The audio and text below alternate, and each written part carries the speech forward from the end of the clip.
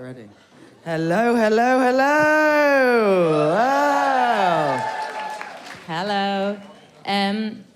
Good evening, everyone. Thanks for joining us. That's a huge crowd. That's amazing. Well, we're here at the Girls Talk panel. My name is Alexandra Bondi de Antoni. I'm the editor of ID Germany, and I will be hosting this questionnaire today. And I'm joined by these three lovely ladies. Hello. Maybe before we start and that everyone gets an idea who we are, you can introduce yourself quickly. Hi, I'm Adwoa Aboah. I'm the founder, thank you. I'm the founder of Girls Talk and also a model. I'm Maxim Manus. I'm a model and an LGBTQ activist. Hey, I'm Dr. Lauren Hazori. I'm a psychologist who does a lot of work with Girls Talk and Adwoa and Holly with Girls Talk. And I've created the practice, which is an experience for girls and women to come together and stand in their power. So, Adwoa, can you started Girls Talk out of your own experiences, right? Can you maybe talk a little bit about that?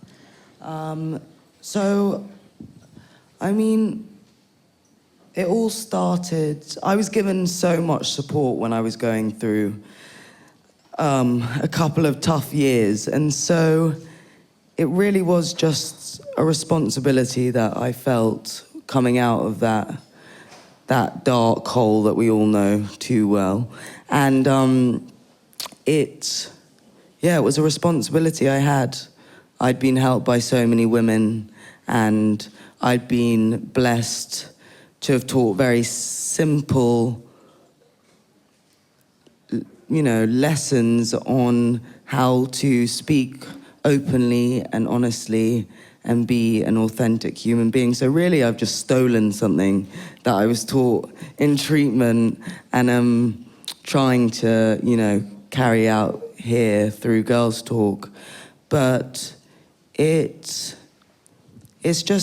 very simple. It's everything I ever needed at school. It's everything I ever needed when growing up. I'm trying to create a platform that is all-encompassing, that opens the door to women and girls from all demographics, all colors, shapes, sizes, where you're allowed to share both happinesses and sadnesses and without any stigma, judgment, or shame. So, yeah. I'm very lucky to have a great team, Holly, Lauren, a few others that have made this a reality. And when did you come on board, Lauren? Well, I came on board, it's just about a year ago, and I started to contribute for the website, girlstalk.com. And so what happens is that any girl or woman can go on, any human being can go on the site, and if you have any questions, then I receive the emails. And so we do a lot of back and forth then with trying to work through the problems into different solutions. And so then after that, I was able to do the event in London with Adwoa and Holly, and now I'm here. So every day in the booth here, we do a talk at 2:30. So it's really just about talking about how social norms affect how we think, feel, and behave. And then we come up with solutions and work through those and take questions and things like that. That's amazing. So what do girls talk about? Like, what's the thing that most of the girls say when they come and approach you? Okay, well, not only here, but what I've noticed is that no matter where girls are from, right, whether they're in the US, they're in the UK, they're here in Germany, we all have the same problems because we've all been listening to the same messages from the time that we're born, right? So most of the time, girls and women come in with a lot of anxiety. Most of the time, girls and women come in and they have a lot of mood dysregulation, which means that their mood goes up and down, and they kind of feel like they're on a roller coaster, and they say, God, I think I'm crazy. I say, no, you're not crazy, you're human. That's just part of the human condition. And the last thing is body image concerns and appearance, worried that people are judging them and things like that, the comparison game that comes with social media. So these are the real problems that girls and women are talking about. And when we look at the messages that we receive from birth, which are to be accommodating, polite, demure, what does that even mean? to be thin and attractive, to be smart but not too smart, to be successful but don't challenge the system. But when you look at how those things affect how we think, feel, and behave, it's no wonder that we all feel crazy sometimes. So my message is not, you're crazy? Cool, we have solutions for that. It's, you're not crazy. You're human. Anybody would feel this way under the current circumstances in this society. And society is where we are, not who we are. And Yeah. What I would love to talk a little bit about is about feeling wrong in your own body, because I think we all been through that you just feel really, you look in the mirror and you're like, what the fuck is going on here? And you look at yourself or you feel something and you're like, I can't even think about this right now.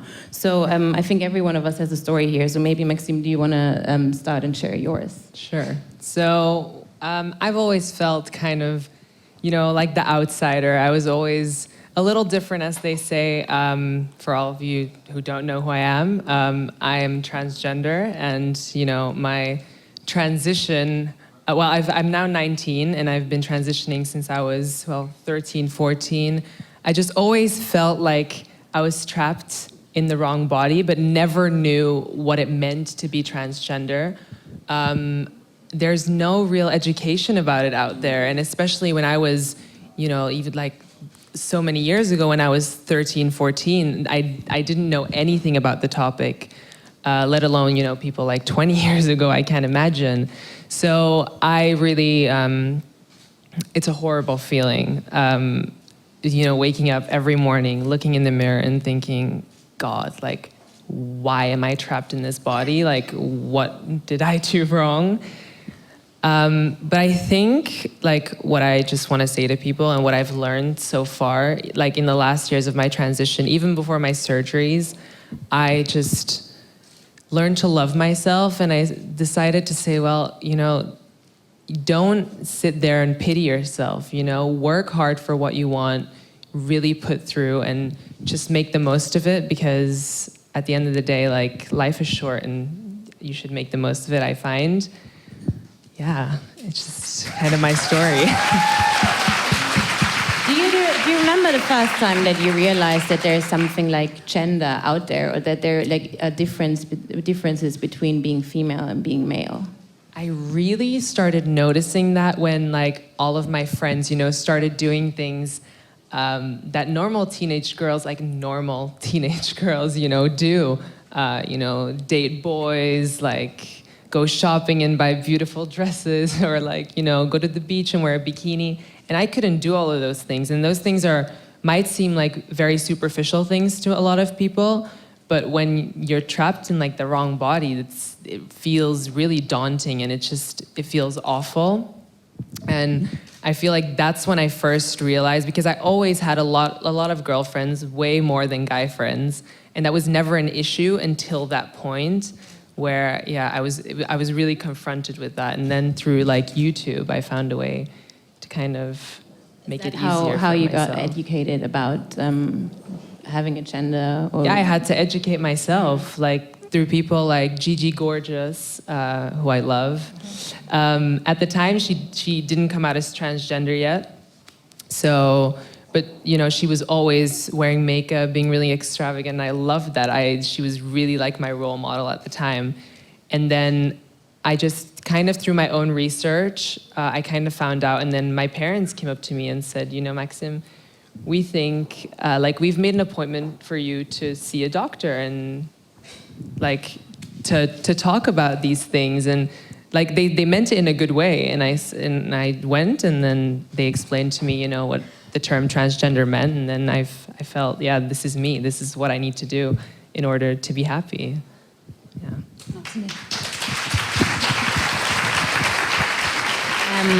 How about you, Adwoa? living in a body that you're not comfortable with. I mean, a lot of you know my story, and it goes, it's the same as Maxim. I was not educated on mental health. I had no idea why my moods swung like they did.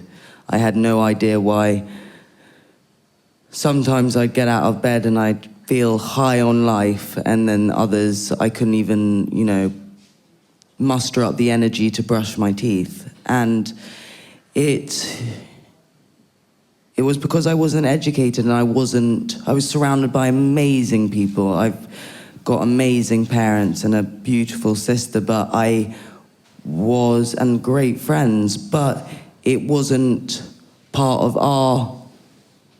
the social norm was to not speak.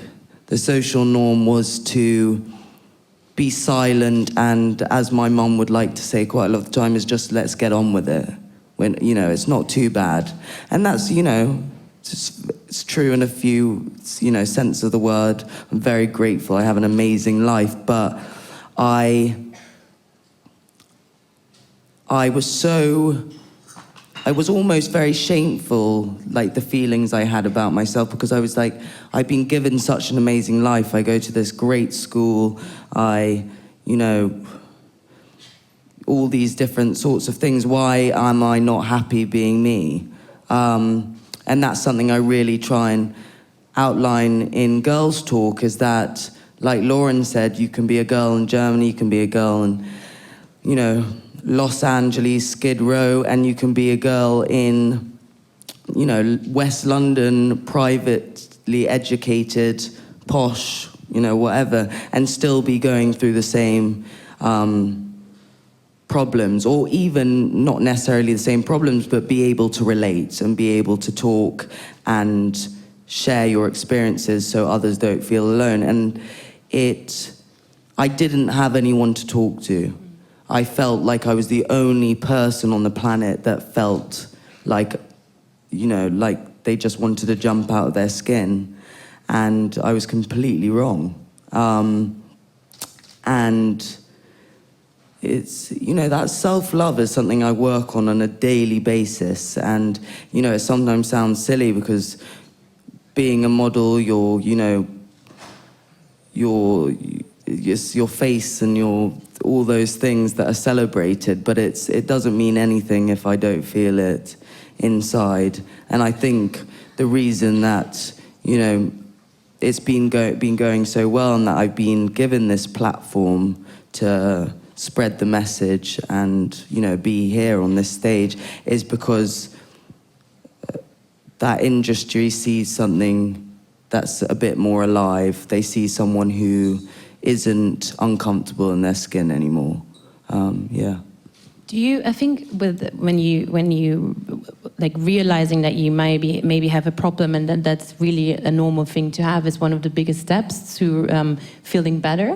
Do you remember the moment when you actually thought, okay, something's going completely wrong now, or was it with help from outside, or did it come from inside? I always explain it as like pure exhaustion. I was so tired. I was so tired of putting up a front and pretending to be someone I wasn't. And I was so distracted by everyone else's lives and what they were doing and what parties they were going to and who's friends with who.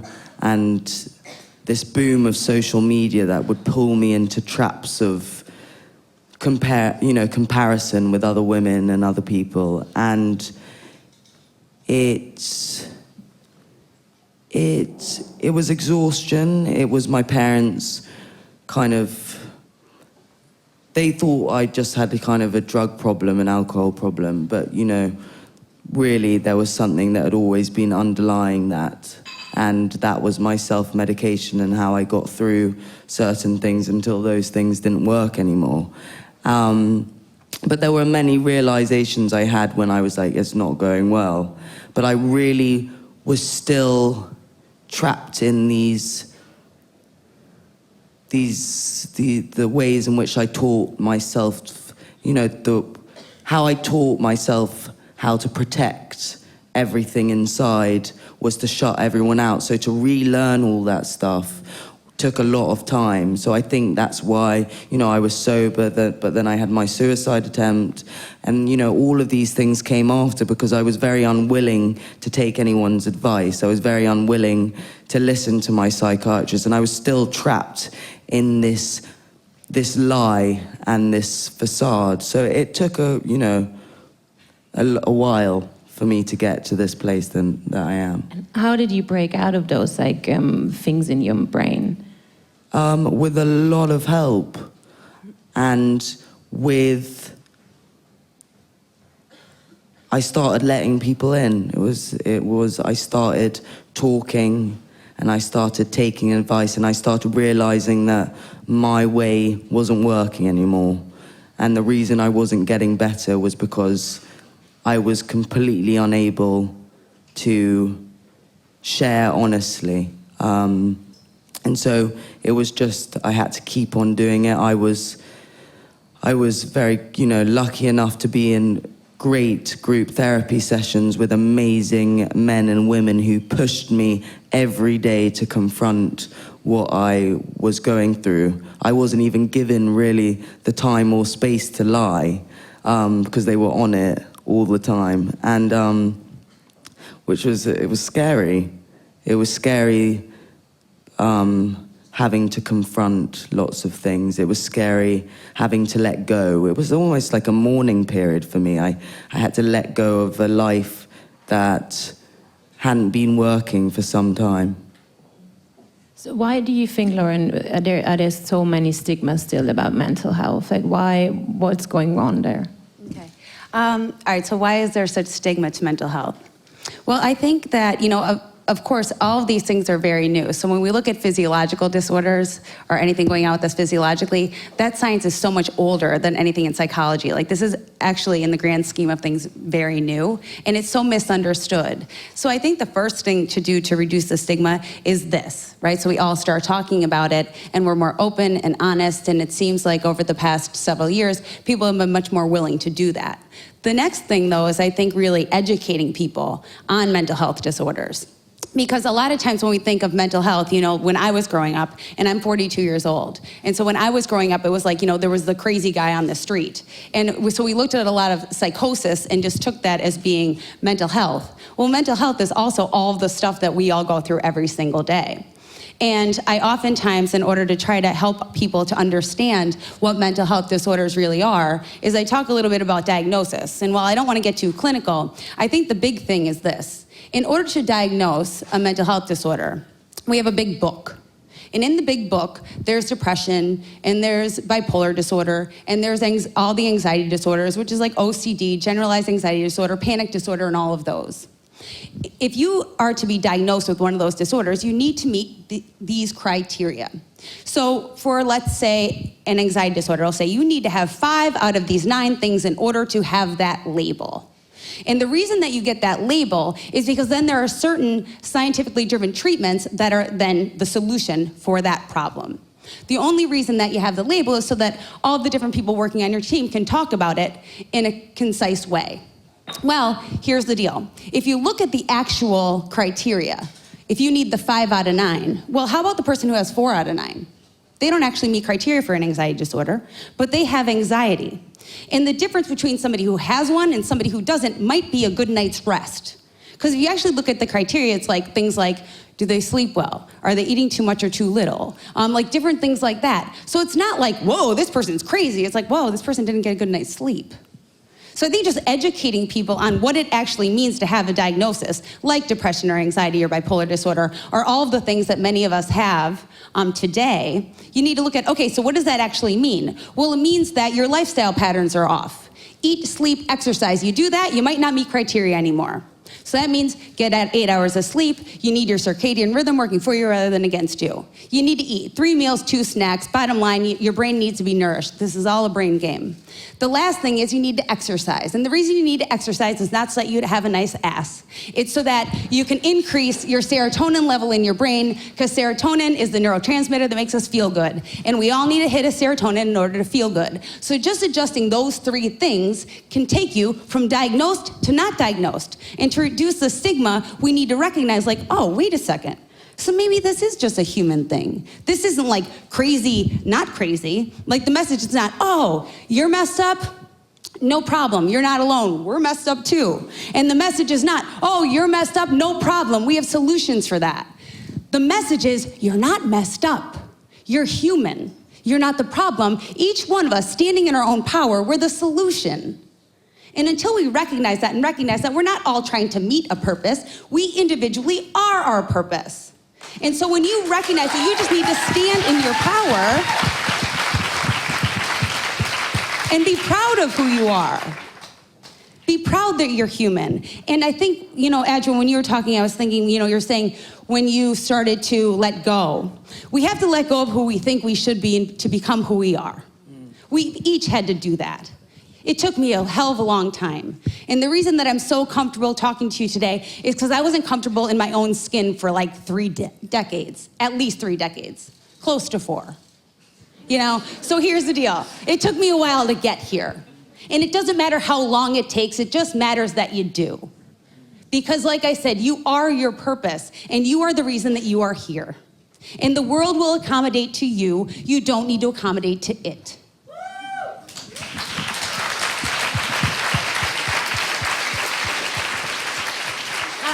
How do you feel about, I think one of the biggest things that also been talked about a lot already is, or you also said it already, like social media and how everyone's portraying their perfect life and how everyone's pretty and perfect and fun and whatever. So, how do you feel about it, Maxim? Well, I kind of agree with Adwoa. It's a lot of pressure. I do understand that a lot of people get caught up in it. And I feel a lot of girls look at some of these pictures of these women, or even at, sometimes I get comments, oh my God, you look amazing. And it's for me, that is the best thing I can hear, because I feel so good in my body right now. And I've learned that actually, thank you. I've learned actually that I used to post so much on social media. And actually the more comfortable I got in my skin, the less I started posting. I mean, my quality of what I posted, I would say, got better, and the quantity got less, just because I realized that you don't really need that outside attention, If you don't trust on other people to say something and then, oh my God, sorry, I can't get out of my words. Don't trust, you don't need to wait for someone to say something good about you.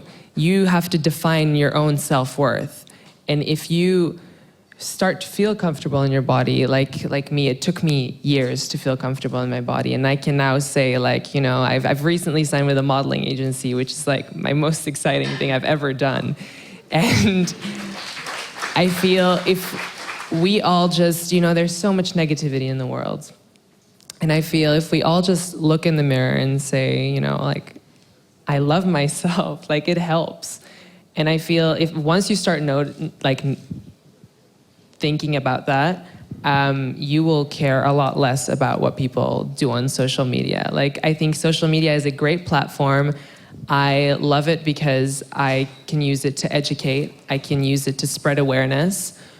But people also use it for other things, just to show pretty things, and that's also okay, because that's life. But yeah, I don't know if that made sense. How do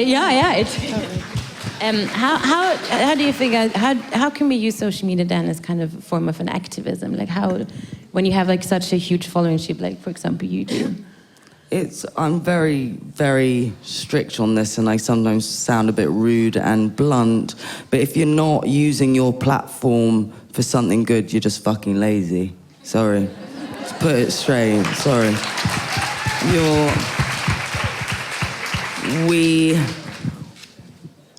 And obviously some have larger followings and some have smaller followings, but if the person with a few hundred followers can put out a good message, then so can the person with, 5 million. If a selfie can get tens of thousands of likes, we can brainwash in other ways as well. We can spread a message, and that's how social media can be used in a good way. And it's just about taking on the responsibility. It's about looking at your followers and looking at that girl in, you know, the middle of America who looks up to you and is obsessed with you, and taking on the responsibility for her and being like, okay, I can show her this world, but I can also show her this as well. And I can show her that it's not all about the car and the watch and the handbag, but also about insides and relationships and being present and being grounded and being completely woke. And you can do that. It's just... And they should come first before the selfie. They should be the priority. Can I add to your point? Sure. Sorry. Please yeah, do. like, I do, I also feel like what Adwoa was saying before, like, you know, she's had such a supportive, like, family, and I've had the same thing, and I feel I, you know, have a, let's say, like, a smaller following than, for example, you, but, like, I feel my followers have given me so much support, and I feel also the community has given me so much support that I kind of not only owe it to them, but owe it to myself to give them something back, because they've shown me so much love and so much support. And yeah, like, I'm here today. Thank you so much. Like, it's, yeah, something I want to give back. And I feel like a lot more people need to take that responsibility. Can I add one thing to the social media thing? Sure. Well, no, I think social media, you know, of course, such a hot topic for all of us. And I think, you know, a lot of us are talking about our position in social media, but I think I wanted to go back to a point that you made in the question with, you know, the comparison game and how we often compare ourselves with the images and the people's lives. You know, everybody looks like they're crushing life on social media, don't they? Like, everybody, like, has, like, they do amazing things and go amazing places, and they always have on beautiful clothing, and it's like, whoa, like, I didn't know that she lived like that, you know, like, amazing. This is one thing that I always try to keep in mind. I think of life and the human race like being one big, humongous puzzle. And I was telling this to some of the girls in the Girls Talk booth today. And each one of us is a puzzle piece, okay? So each one of us is a puzzle piece in this big old human race puzzle. And some people have big puzzle pieces, like Oprah. Some people have medium, like medium to large, like Adwoa, right? I have a smaller piece. But if you've ever put together a puzzle, you know that regardless of size, each puzzle piece counts. Every piece matters. Size does not matter. Presence matters.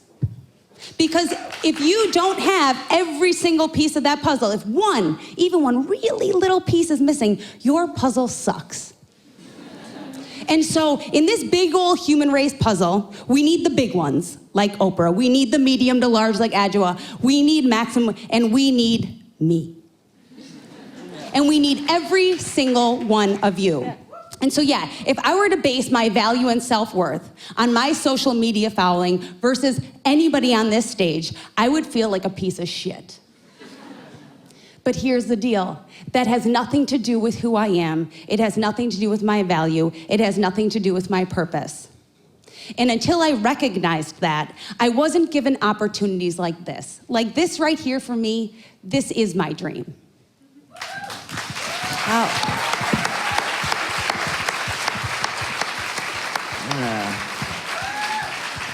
You know, and aside from that, you know, when we were talking about, you know, looking and wanting to get likes, you need to know this scientifically. It's a brain game. Every single time you get a like, you get a hit of dopamine, and it's the pleasure center of your brain. And so this isn't you just being gluttonous. You have to be aware of what's going on. You get like, it goes, woo! You get like, it goes, oh! You get another like, it's like, holy shit, right? And so what happens when you're not getting likes is that your brain is starving for dopamine. So you have to look at other healthy ways to funnel in the dopamine and increase the serotonin, go for a run, connect with other human beings in a meaningful way. Those things too increase dopamine. And so you don't need the likes, you need to like yourself and live your life.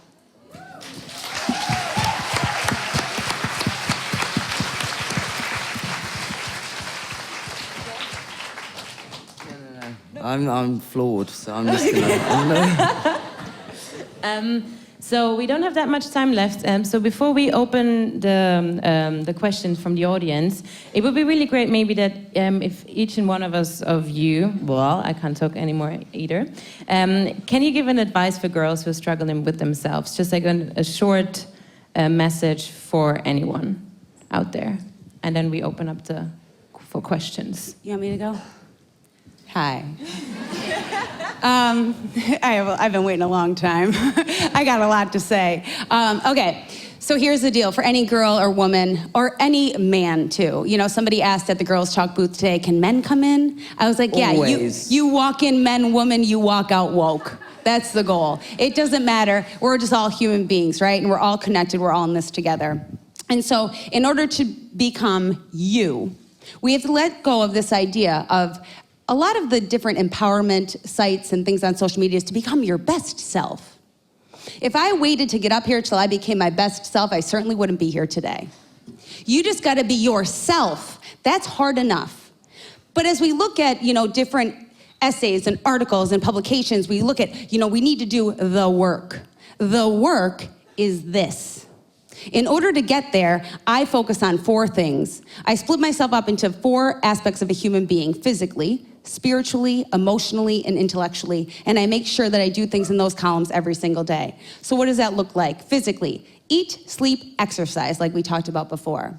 Spiritually, connect with other human beings in a meaningful way. It's not putting on the whole show. It's not like all the, you know, bullshit of social niceties, and it's not like liking their photo. It's literally connecting with another human being. When you're trying to connect with another person, you're never worried about what they're thinking of you, because you're connecting on a different level. That's what I mean by spiritual, connecting, because I'm connected to you, you to her, her to him, and so on.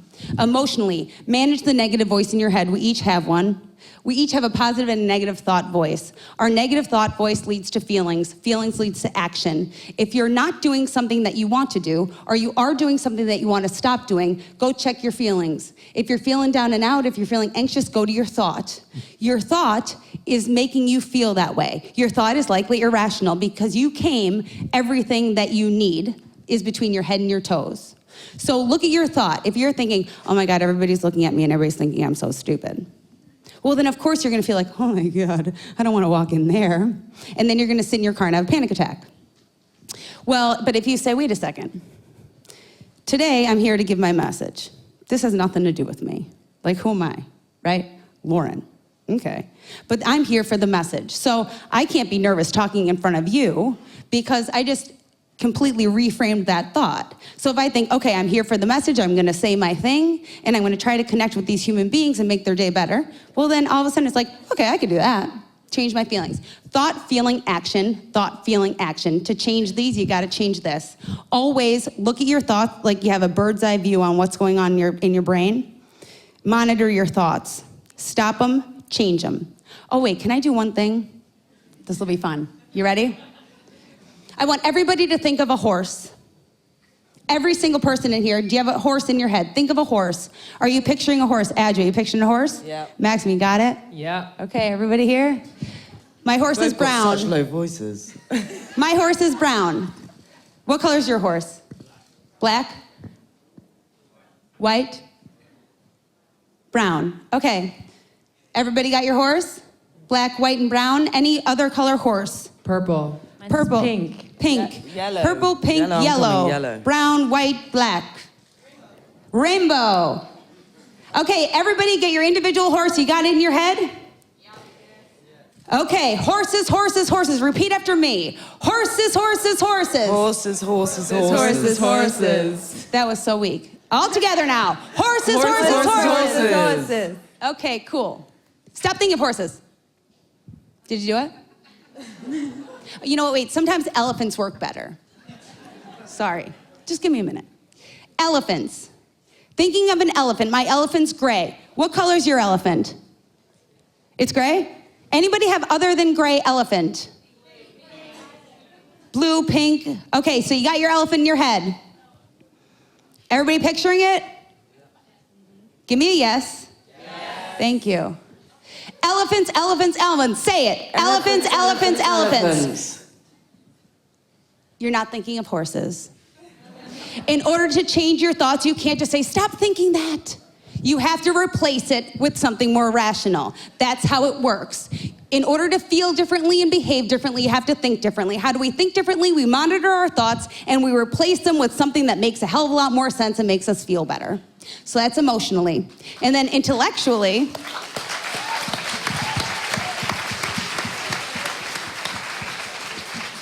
I came up with that when I was 12, by the way. And then intellectually, I just try to learn something new about myself every day. And so I think if you monitor those 4 aspects of yourself and you recognize that you came everything that you need to be and your only goal is to stand in your own power, I can't imagine you having a bad day. Maxim? Mine's a little less impressive, but gotta say, Lauren, amazing. I would just say what really helped me, first of all, get rid of all the negativity in your life. Everyone who you're friends with, you know, because you want to be popular or because they look cool or, you know, whatever reason you may have, if they're impacting you negatively, get rid of them. Because before you do that, you will never be happy. I am 100% sure of it. Like, no, you won't be 100% happy. Stop comparing yourself to others. And I know it's hard. Like, I know it's really hard, especially when you're young, but just try. Because, yeah, like Lauren said, you're gonna get so caught up in something that's either not real or, you know, you're so far away from it that it doesn't mean anything to you. You think that you want that and, you know, you think that's your goal, but really, no, just stop doing that. And yeah, start loving yourself. I feel like that's so important. And I feel like it's so important that a lot more people are educated. So please educate yourself because, I mean, once you learn, like Lauren said, like I try to learn something every day because it broadens your way of thinking and it's just something amazing, you know, never like think, oh, I've seen it all, you know, I've done it all. No, every day get up and try to learn something. I feel like that's really important to get to know yourself and be really happy. Yeah. Thank you. Adwoa?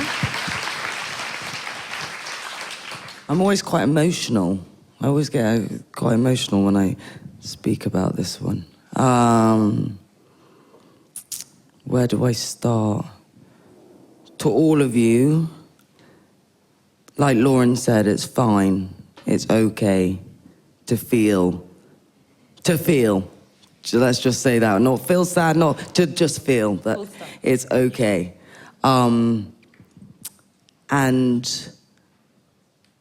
I just promise you, I am a living example of what can happen if you open your mind and if you stand in your power. So I promise you that, like a breakup, when you don't think about that person one day, I promise you there comes a morning that you get out of bed and you feel more comfortable and you feel less frightened. So just keep at it. You know, it sounds cheesy, but there is light at the end of the tunnel. Always. And there is you girls, there's you men and women that I found from doing, you know, taking that walk and choosing that path instead of that one. And I've found something. And I promise you, you wake up and that puzzle starts to click and it starts to piece together. And also like Maxine said, fuck all those people that are trying to bring you down. Now they gotta go. All that negative stuff has gotta go because you gotta do the work on yourself. So yeah. Can I add one more thing? Yeah, sure. I keep like getting inspired by you people, so you know. never give up, please. Like, whoever you are, wherever you are, I don't know who's listening, please never give up, because I have been there, and I know Adwoa has been there. And maybe Lauren, like, when you're at rock bottom and you're thinking, I have no one, I have nothing to live for, you do. Work hard, educate, and love, you know, spread love, and good things will come to you. Light at the end of the tunnel, yeah. And just one more thing real quick. You know, because what I was just thinking as they were talking is, comfort is really nice, but you don't have to be comfortable. You have to get comfortable being uncomfortable. You know, just because you don't feel okay doesn't mean you're not okay. And you need to remember why you're here. You know, you're here to meet your purpose. Your purpose is you. Nobody really said it was gonna feel so great, right? And so just because you don't feel okay some days doesn't mean you're not okay all days. That's just part of the human condition. That's just part of what it's like to be here. Thank you. So we have some time left for questions from the audience. I'm sure there are quite a lot. So if you want to ask something, just raise your hand, and then we get to you with a microphone. Or maybe there are not that many. Oh, here. Let's see. What? Are you asking all of us, Babs? Hi. How was your journey with self-love? How was it? Yeah. What was it like? I'm still on it. I'm really, really still on it. I have to do so many things to make sure. And I don't always even call it journey of self-love. I literally just make sure that I like myself every day. Just like. That's good enough for me sometimes. And it is, like Lauren said, I have to make sure I've always got that balance in my life, that I see friends, that I work hard, that I eat, sleep, relax, exercise. But it's been an amazing journey. It's been the most enlightening and wonderful and frightening journey. But I would not have Girls Talk, I would not have everything, I would not be sitting here, I would not have met Maxim and Lauren or any of you girls. You know, meeting you all over these past 2 days has been, that is why I'm here, this is why I do this. So, you know, every time one of you comes up to me, it means more than I could possibly explain. Anyone else? Oh, yeah. Back. Oh, here. Sorry. I have the microphone, sorry. Lauren, I had a question for you. You talked about that for you, it took you 4 decades to, you know, be comfortable with yourself. And I feel like if I talk to my mother, for instance, she also says like, well, you know, now I finally feel relaxed and I can be myself. And isn't it kind of the zeitgeist right now that young people just have to do everything, so they have to, you know, be ambitious, and there's this fetishism with being young that also when you're young you have to be the truest form of yourself, while it's actually quite human to just take decades to be extremely comfortable with yourself? Like, how does that, what are your thoughts on that? Okay, so I think, well, there's a couple of questions in that question maybe, right? Okay, so first off, you know, you said, is it normal for you finding yourself and being yourself, is it normal for it to be a lifelong process? I guarantee you, if I'm here in 20 years, that I will not think I had found myself today.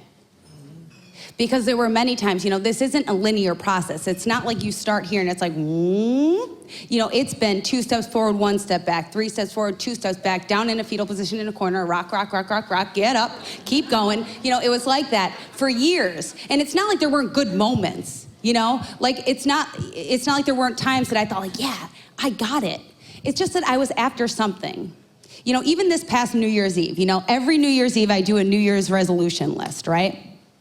And so this, you know, every year I'll think, literally, I'm not kidding, for the past 15 years, I have said the same thing to myself on New Year's Day. You know what? Last year, that was the year I got it. Now this year, I'm gonna use it. Not kidding. Every year I say, last year I figured this shit out, and this year I can use it. And what I realized is like, wait a second, this is it. Like, what's the it? Like, what am I figuring out? I think we make so many things like these big, lofty ideas of, we're gonna get to this spot, or we're gonna feel this, and it's gonna be like, that shit never comes. This is it, right here, right now. This is it. And so I think it's realizing that is what I mean. It's not like there's this overwhelming comfort every day. You know, it's not like there's this like feeling like I have arrived. It's not like that. It's like, okay, another day, this is cool. We're good, we're here, that's nice. You know, so I think that our idea when we're younger is that this is going to end up at some destination. And I think as we get older, we recognize that each day is the destination, you know? So that's the first part. The second part was how young so much is put on the youth of you need to do this and you need to do that and you need to do the other thing. Well, you know, I think that that's all of those social norms that we talk about, right? So social norms for being, you know, successful for young women is the new skinny. Right? And so it's like, okay, so now that we're in the workplace, let's all be the best and it's this whole thing that we get caught up in. And recognizing that that's just another one of those norms that we need to look at objectively, put aside so we can gain clarity so that we could really be who we are and do what we're doing here. You know? So I think just recognizing that that's just another one of those norms. Because how do we define successful? Who's defining that for us? Is that norm? I think so. There's no such thing. Like, what does that even mean? Okay.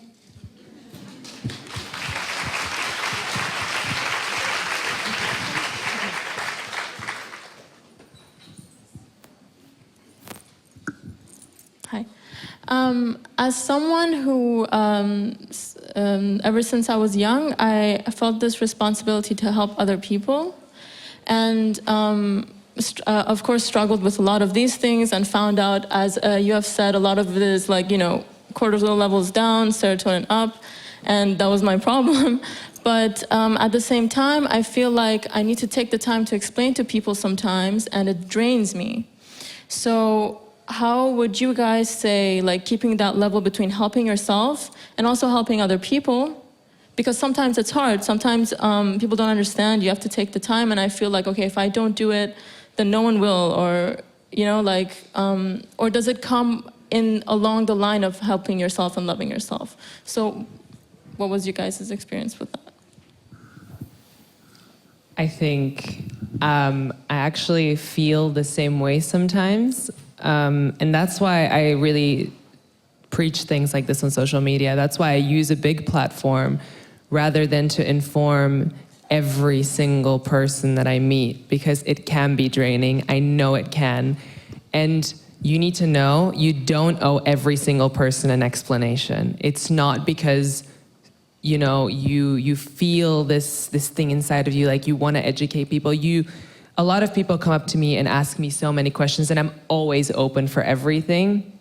But there's a time and a place, and sometimes I really don't feel like talking about my surgery or, you know, talking about my struggles, because, you know, you have off days, and you need to understand that, yeah, you don't owe everyone an explanation. And I feel like once you get that and you start using maybe a bigger platform, that's when it will be less draining. Like for me, it is, because I preach it at one time to more people rather than having to explain it to every single person. Yeah. You want to go? Yeah. I'm in that place right now where it's like being able to protect yourself. It's you know, it's part of my codependency issues that I do what I do. I couldn't do it if I didn't want to, you know, I just want to help everyone all the time. But the story of 2014 for me is also really traumatic to talk about sometimes. And there are days where I just don't want to talk about it. And it's also not, it's not everything that girls talk is about. So I completely understand. I'm in that position right now where it's like, how do I help but also protect myself? But I mean, Lauren's kind of even said that. It's like, again, and so is Maxim, you know, you don't owe anyone really anything. You know, let me chime in here too really quick. Hold on. Okay, here's the deal. You know, as you were talking, I was thinking, we've all been there. You know, I was always so desperate for people to like me and understand me, because then I thought that I would feel a little bit better, or at least feel not as badly. You know, I always feel like I was letting people down. And what I've learned over time is that it's much more important for people to respect us than like us. And a lot of times that's very different. We teach people how to treat us by how we treat ourselves. And when we set boundaries, people respect us. And then when people respect you, there's an opportunity for them to love you. But when people like you without respecting you and your boundaries, it's more about them being self-centered and liking themselves, so it really has nothing to do with you. So in order to actually connect with other people in a meaningful way and have the relationships that you deserve, it's really important that you set boundaries and you treat yourself and your own time and your own mental energy with respect, and other people will follow suit. And if they don't, that just means that they're in an unhealthy place. And that has nothing to do with you, and it's not your responsibility. The way that we take responsibility for ourselves is to respond and not react to our environment, not react to what other people around us are doing. We're always keeping our side of the street clean, doing our thing regardless of what's going on here. And that's how we respect ourselves, and we teach people then how to treat us. And when people respect us, and you can feel the difference between the needy, clingy, and the, oh, hi, you're here. It's a whole different energy and opens you for a completely different kind of healthy relationship.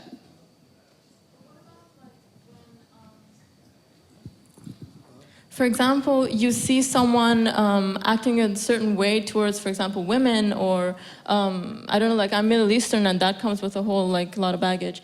And like you feel like if, like I feel like, oh, I really can't.